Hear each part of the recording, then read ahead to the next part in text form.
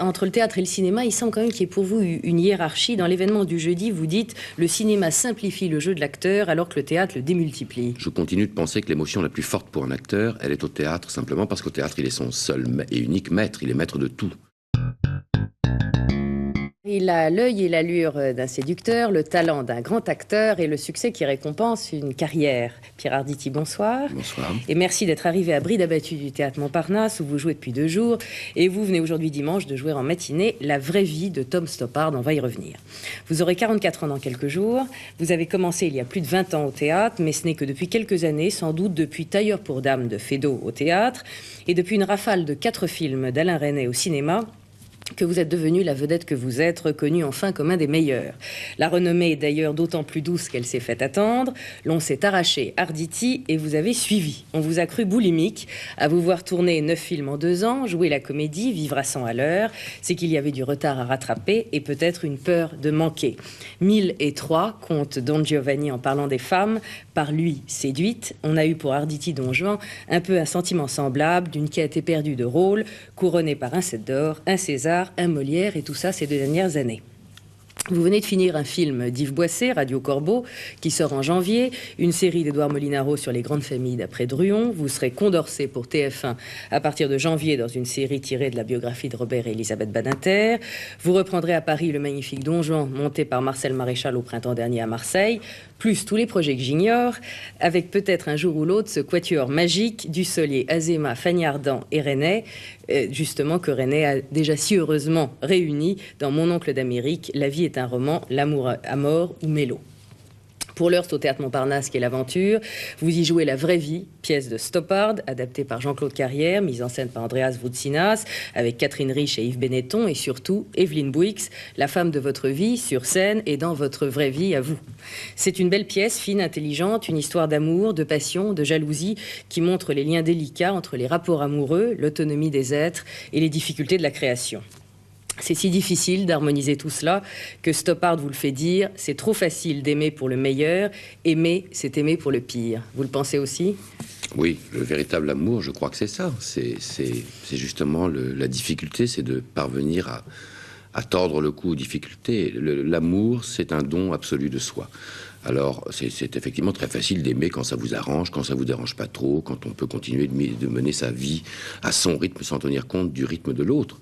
Je crois que la vérité de l'amour, c'est un don de soi, c'est une volonté de regarder l'autre, pas forcément d'ailleurs comme il regarde lui-même, mais simplement de le comprendre, d'essayer de comprendre, d'essayer de se donner à lui pour qu'il se donne à vous.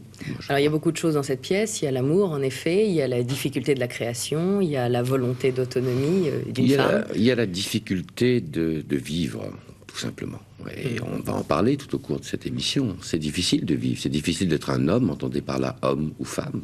C'est difficile d'être de son temps, de son époque, de faire face à tout ce qui nous tombe sur la figure. C'est difficile d'être généreux, c'est difficile d'être un homme. Il n'y a pas d'autre terminologie à ça. Alors, entre le théâtre et le cinéma, il semble quand même qu'il y ait pour vous une hiérarchie. Dans l'événement du jeudi, vous dites « le cinéma simplifie le jeu de l'acteur alors que le théâtre le démultiplie ». Oui, je vais me faire des ennemis, là. Je crois que, pour en avoir maintenant fait un petit peu du cinéma, j'aime ça, je continue d'aimer ça. Je continue de penser que l'émotion la plus forte pour un acteur, elle est au théâtre, simplement parce qu'au théâtre, il est son seul et unique maître, il est maître de tout au cours de la représentation. Au cinéma, on fait beaucoup de choses à votre place.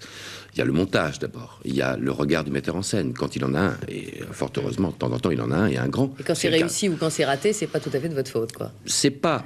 les responsabilités sont plus partagées, je crois, simplement. Quand c'est raté, ça peut aussi être de la faute d'un acteur. Mais si vous voulez, au cinéma, ce qu'on voit de moi, quand je fais un film, et de tous mes camarades acteurs, c'est le regard qu'a le metteur en scène, c'est ce qu'il a décidé de montrer de l'acteur. Si on prend un exemple comme Mélo, d'ailleurs, que vous avez vu, de Resnais, la dernière scène des 2 hommes, qui est si belle, il existe 6 ou 7 versions complètes de cette scène qui n'ont rien à voir avec ce que les gens ont vu dans le film. Alors, c'est simplement le regard de Resnais qui s'exprime là. Au théâtre, on verrait peut-être ces 7 versions, mais on verrait ces 7 versions. On n'en verrait pas une seule. Mais vous dites aussi qu'au théâtre, on travaille davantage. Vous dites souvent, au cinéma, on ne travaille pas assez. Pas assez, non. Je crois qu'on ne travaille pas assez d'abord au niveau de l'écriture. Je crois qu'il y a un gros problème de scénario. Un gros problème de travail à l'écriture des scénarios. C'est pas un hasard, tout de même, ça. Si les Américains fonctionnent si bien, leurs histoires sont absolument en béton armé, on peut absolument pas les prendre en défaut. On aime ça ou on n'aime pas ça. mais c'est formidablement fabriqué. En France, on a beaucoup d'idées, on n'a pas beaucoup de pétrole, on a beaucoup d'idées, on a des talents comme ça qui s'expriment, mais des talents brouillonnesques. Alors, il reste des films avec de jolies idées par-ci par-là, et puis souvent des choses qui vont pas jusqu'au bout. C'est un vrai problème. Alors, je parlais au début de la boulimie qui a semblé vous saisir. Qu'est-ce que c'était? C'était une fuite, une peur de manquer, j'aime pas ce mot. Rattraper le retard? Je vous dis tout de suite, je n'aime pas ce mot. D'abord parce que je suis un vieil homme maintenant. Alors j'ai des souvenirs de mes grands ancêtres, ceux que j'ai admirés, que ce soit Jouvet, Brasseur, Dulin. Tous ces hommes-là, ils faisaient ce que je fais, en beaucoup mieux, mais ils le faisaient. Ils tournaient dans la journée, ils jouaient au théâtre le soir. Et personne parlait de boulimie, ils faisaient leur métier. Aujourd'hui, les choses ont changé. On me tient pour boulimique. Évidemment, je ne peux pas me passer du théâtre. Si je ne fais pas de théâtre, je suis un homme mort, moi. Alors, je fais du cinéma parce que j'aime ça quand même, je fais du théâtre, et puis je fais aussi de la télévision. Avec vous, par exemple, ça, je suis ravi d'être là, vous le savez bien. Mais aussi d'autres choses, des émissions de promotion qu'on vous oblige à faire parce qu'il faut absolument les faire. Alors, vous avez envie d'écrire un livre aussi, il paraît. Donc, oui, pourquoi je me priverais de ça? Est-ce qu'on peut morceler sa vie comme ça? Je la morcelle pas, je la vis. C'est exactement le contraire. Je crois que la rareté n'est pas dans le peu d'apparitions qu'on fait ou dans le peu de choses qu'on produit de soi. La rareté, elle est dans la qualité de ce qu'on produit de soi. Ça a l'air très prétentieux, ce que je dis. Ça a l'air de vouloir dire que tout ce que je fais est admirable. C'est pas vrai. Il y a des endroits où je me suis trompé, mais je revendique d'abord ce droit à l'erreur. Ensuite, je revendique le droit de vivre ma vie le plus violemment possible, parce qu'elle ne sera pas éternelle, justement, et que j'ai pas beaucoup de temps. Alors, le succès qui est venu avec le temps, et pas d'un coup et pas tout de suite, est-ce que ça vous a pas, au fond, préservé de la grosse tête? Est-ce que c'était pas excellent? Mais bien sûr que oui. Bien sûr que oui, c'est rien ne pouvait m'arriver de mieux. C'est-à-dire que ça arrive à un moment où je suis suffisamment mûr pour ne pas perdre la tête, parce que je suis très heureux que ça m'arrive. J'en avais besoin de cette reconnaissance. Qu'est-ce que c'est le vedettariat? Est-ce que c'est quoi? C'est une vanité qui, au fond, vous touche? C'est une liberté de choix? C'est un mélange très pervers de tout. C'est d'abord le bonheur d'être reconnu par ses pairs, par les gens qu'on estime, qu'on aime. Quand on reçoit un César, un Molière ou un 7 d'or, les gens de la profession vous disent « on vous aime, c'est bien, on est content que vous fassiez partie des nôtres ». Moi, les gens qui m'ont remis ça sont les gens qui m'ont fait rêver quand j'avais envie de faire ce métier. Ils me disent que je les fais rêver aussi, je suis fou de bonheur. J'ai une satisfaction narcissique qui est tout à fait légitime, et c'est normal, il n'y a pas d'acteurs qui ne sont pas narcissiques, et ça n'est pas grave. D'ailleurs, les acteurs ont un avantage sur les autres, c'est que eux, quand ils le sont, ils le savent. Donc ça, c'est formidable. Les autres le sont et ne le savent pas, ou ils le cachent. Et puis, encore une fois, oui, c'est un besoin de reconnaissance, d'identité. D'ailleurs, c'est très curieux parce que, en venant chez vous, je m'aperçois que tout ce qu'on va évoquer probablement tout à l'heure est très profondément placé sous le signe de l'identité, de cette recherche de l'identité des hommes à travers le monde où qu'ils se trouvent. Que ce soit les Palestiniens, les Israéliens, les gens qui descendent dans la rue pour la grève, ils veulent s'identifier, être identifiés. Et un acteur, il cherche justement une identité, la sienne, ou des identités successives? Qu'est-ce que c'est au fond? À travers ces identités successives, il trouve la sienne. De toute façon, on ne peut pas être acteur avant de savoir qui on est. Ça, j'en suis absolument persuadé. Et on donne ou on reçoit? On donne. Parce que ce qu'on donne est à soi pour toujours. Personne, jamais plus, ne peut vous le reprendre. Quand on dit de vous que vous êtes à la fois un intello et un séducteur, ça vous plaît? Ça me fait rire. Ça me plaît, bien sûr. Ça me plaît de plaire. Je suis aussi là pour ça. Je suis beaucoup là pour ça. Mais ce que j'espère, c'est que je plais parce que ce que je produis de moi est suffisamment bien pour plaire, justement. Alors, Marseille, vous y avez vécu quelques mois pour jouer le Don Juan avec Marcel Maréchal, monté par lui au Théâtre de la Criée. C'est une ville que vous connaissez bien et qui aujourd'hui est la capitale de la France pour la pagaille pas aujourd'hui, électorale. Oui. Et d'ailleurs, elle a d'autres titres à faire valoir pour être la capitale de la France. C'est une belle ville, je l'aime. Vraiment, je le redis ici, j'aime les Marseillais, j'aime Marseille. Cette histoire est vraiment consternante. C'est une petite histoire qui peut devenir une grande tragédie. Je connais un peu Michel Peset, je connais un peu Monsieur Vigouroux. Ce sont deux hommes tout à fait estimables et de valeur. Et je trouve absolument tragique qu'ils n'arrivent pas à s'entendre, parce que qu'est-ce qui va se passer? S'ils n'arrivent pas à s'entendre, eh bien, ils vont livrer la ville à Monsieur Gaudin, qui est tout de même, est-il besoin de le rappeler, le monsieur qui s'est un petit peu sali les mains en s'alliant avec le Front National. Cette ville est au bord de passer à une ville de droite, et vraiment de droite, et elle ne le mérite pas. Alors si monsieur elle ne mérite pas parce que vous êtes un homme de gauche, mais ceux qui sont de cette elle droite... ne mérite pas parce que personne ne mérite cette droite-là. Personne ne mérite ces pensées qui ne sont pas des pensées, qui sont des crachats, qui sont l'exclusion, qui sont la haine. Personne ne mérite ça.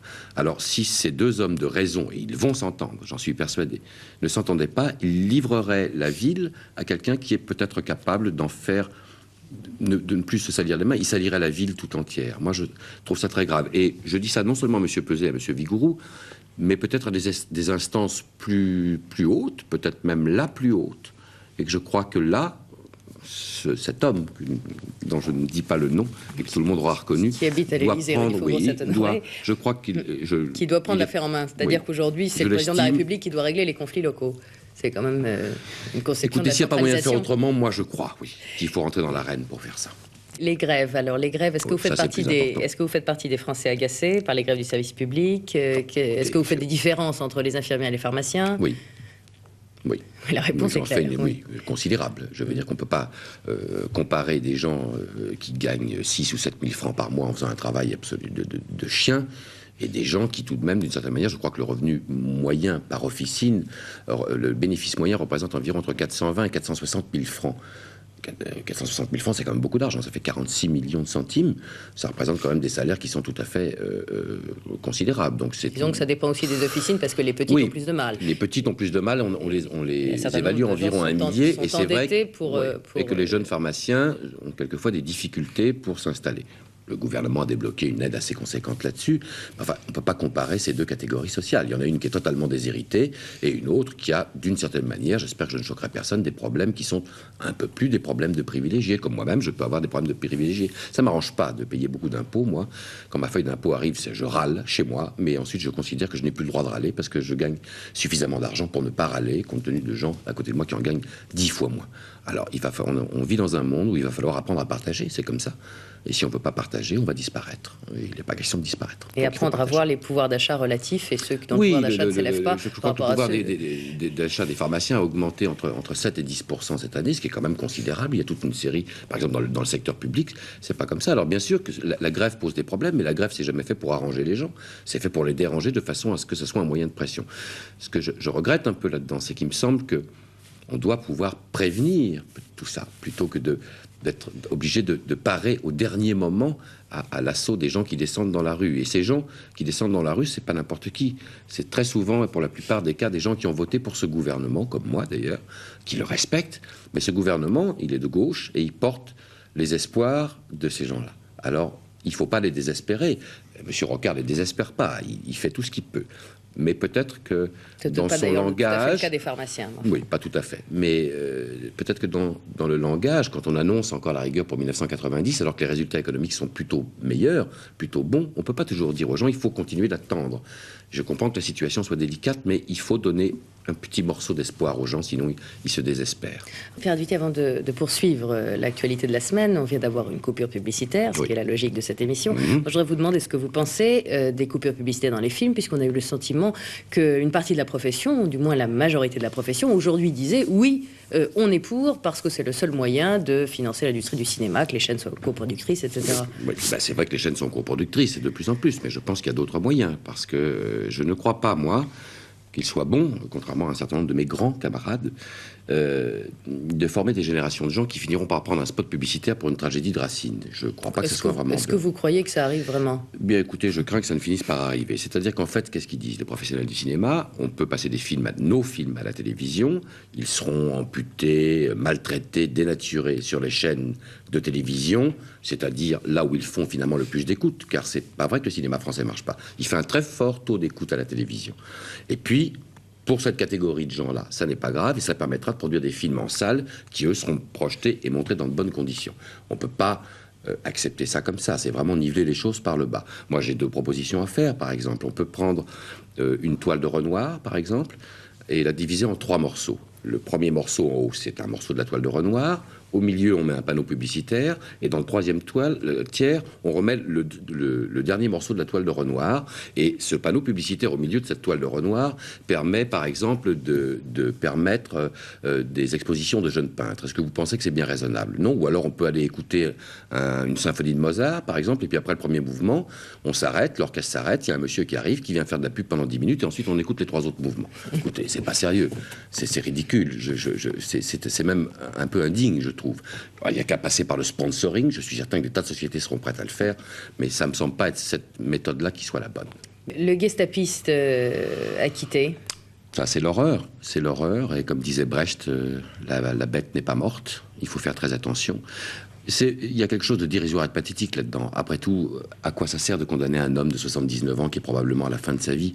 Ça sert simplement à se rappeler que ça a existé, qu'on ne peut pas l'oublier, que c'est une chose horrible, et que les dernières déclarations d'un certain nombre d'Allemands ces derniers temps, comme le chef du Parlement, ou comme...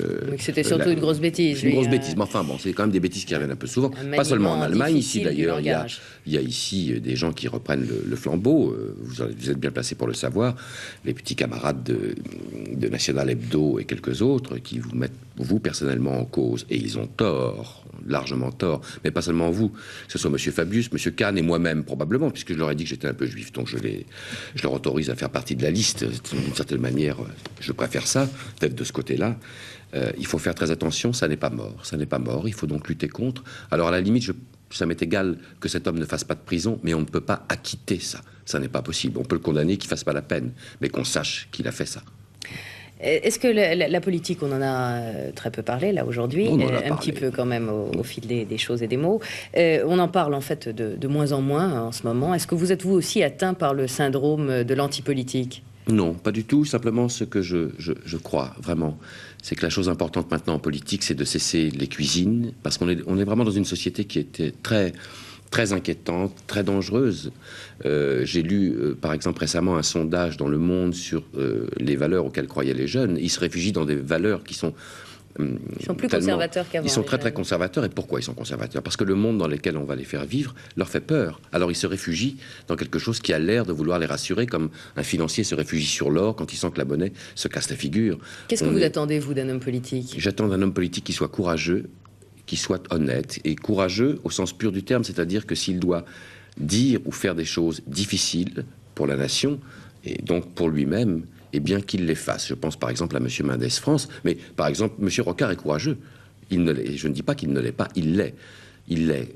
Simplement, il y a peut-être une manière différente de parler aux gens. On ne peut pas toujours s'abriter, je ne dis pas qu'il s'abrite, derrière comment dire, un raisonnement qui est juste en soi, mais qui est trop sec. On ne peut. C'est ça qui désespère les gens. Je suis certain que si on est capable de leur parler d'une manière plus simple et plus intime même peut-être, alors ils sont capables de faire encore des efforts sur cette rigueur demandée. Mais ça ne peut pas être un simple raisonnement un peu froid. Il faut que ça soit plus humain que ça. Vous me parliez de Raymond Barre tout à l'heure en voyant les images. Raymond Barre, c'est très étonnant. Moi, je ne suis pas du tout barriste. Vous connaissez mes opinions politiques. Elles sont très à gauche.